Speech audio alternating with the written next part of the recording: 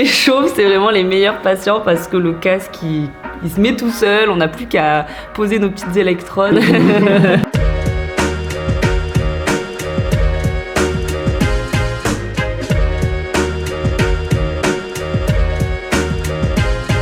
Je m'appelle Lauriane Poutet-Cambolin et je suis technicienne en électrophysiologie chez BioSerenity depuis 1 an. Moi, c'est Fabrice Robin. Du coup, je suis infirmier depuis 10 ans et j'ai été technicien pendant 2 ans et maintenant je suis manager de l'équipe.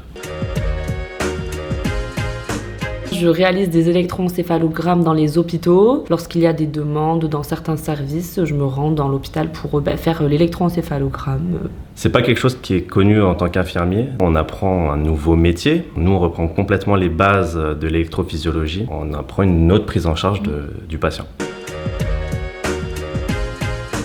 J'arrive et je pose un casque sur la tête du patient et on regarde l'activité pendant 20 minutes avec des stimulations diverses. Une ouverture, une fermeture des yeux par exemple, une respiration plus rapide. L'examen ne fait pas mal, il prodigue aucune douleur, donc ça c'est aussi un avantage. On touche tout type de population, que ce soit du petit bébé nourrisson qui vient de naître jusqu'à la personne âgée.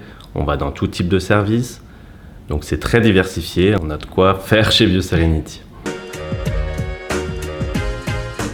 Ça dépend de plein de choses. Pour un adulte, ça peut être de la confusion, ça peut être un contrôle suite à une crise convulsive. Un simple contrôle chez un patient qui est épileptique, par exemple, on fait juste un suivi pour adapter le traitement ou autre. Et après, chez les enfants, pour aussi déceler d'éventuels problèmes, des crises convulsives. Les techniciens sont en 12 heures ou en semaine. Ils interviennent auprès des structures partenaires, à l'hôpital. On intervient également à domicile des patients, où on peut aussi intervenir dans nos centres de consultation. On fait les examens aussi au bloc opératoire pendant la chirurgie cardiaque. On est là pour monitorer que tout se passe bien.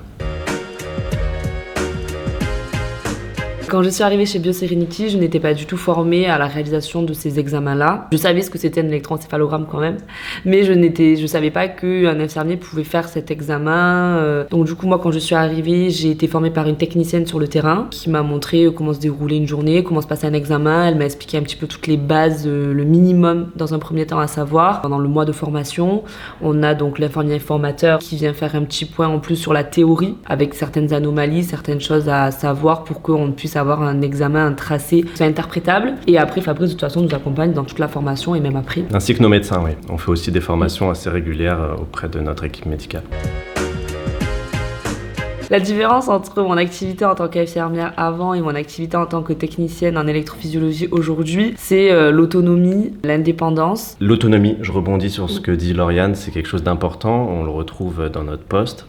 De pouvoir organiser avec l'aide des secrétaires notre travail, d'être un peu plus libre, de pouvoir se déplacer dans les hôpitaux. Et aussi, il y a plusieurs facteurs comme la flexibilité horaire. C'est vrai qu'on a une plage horaire de 12 heures. C'est 12 heures en 7h, 19h ou en 10h, 22h. Et aussi les relations par rapport à nos collègues qui sont pas forcément les mêmes qu'en présentiel tous les jours. Et avec nos managers, la relation n'est pas du tout la même. Le rapport entre un cadre de santé à l'hôpital et celle qu'on a avec Fabrice, c'est vraiment différent. Il y a forcément une hiérarchie, mais il est quand même très accessible.